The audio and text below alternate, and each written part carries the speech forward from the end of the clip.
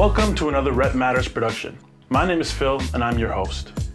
We're taking a look back at Collision 2022 to see what we were able to learn from both entrepreneurs and investors about the mistakes they've made and the risks they've taken. Before we continue, make sure to save the date on June 29th at 11:30 a.m. on the DMZ stage at Collision 2023 to demystify venture capital and learn about what types of funding are right for you and your company. Enjoy the recap.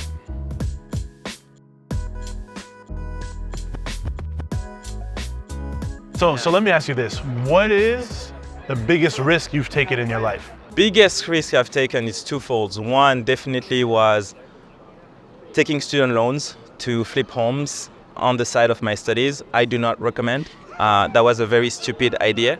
I leave my job, high-paying job in tech, February 2020, to come and build a tech company, and in March, the pandemic happens.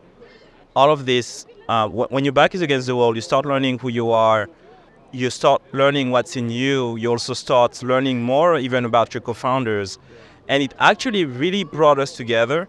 And look at today, like now we have 30 employees, 3 cities, 2 years later, amazing. So.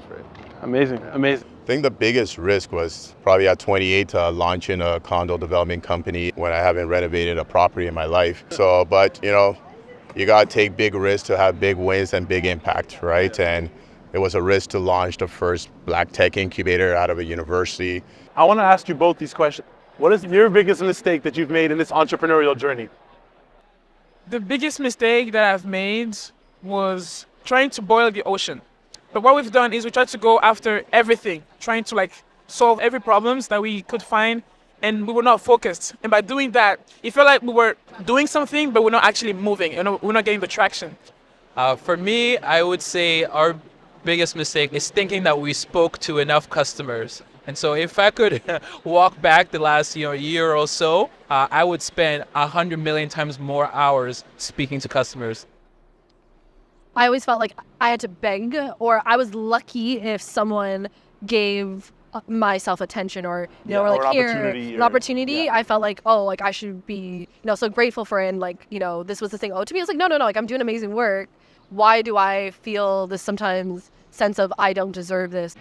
I mean, in terms of biggest mistake that we had was that we wanted to get into the major influencers.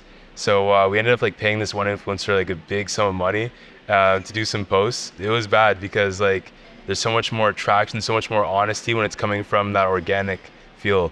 So instead of having a top down where it's you have one big influencer who's promoting 30 different products in a week saying, oh, try out this thing, you don't even believe them. But then when you have a lot of small influencers, people with 500 followers, people with 1,000 followers saying hey, I really do love this product and I integrate it into my workflow every day, then it really does resonate a lot more. Biggest mistake, number one, is learning to say no. You find yourself as an entrepreneur doing so many things when people ask you, but you don't have the time and you don't want to say no because you want you don't want to lose an opportunity. So us learning to say no has definitely given us a leverage.